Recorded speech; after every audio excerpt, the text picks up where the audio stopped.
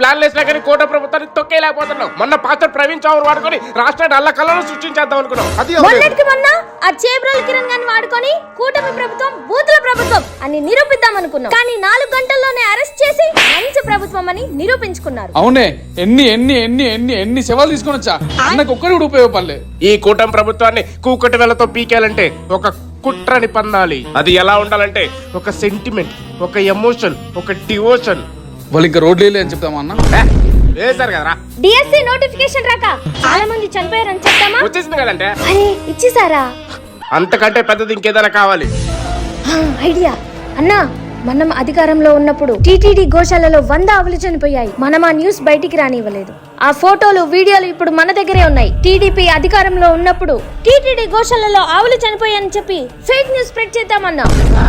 ఇది ఎమోషన్, ఇది డివోషన్, ఇది కావాల్సింది. ఈ న్యూస్ తో కోటని న్యూస్ చేసేద్దాం. పద వెళ్దాం.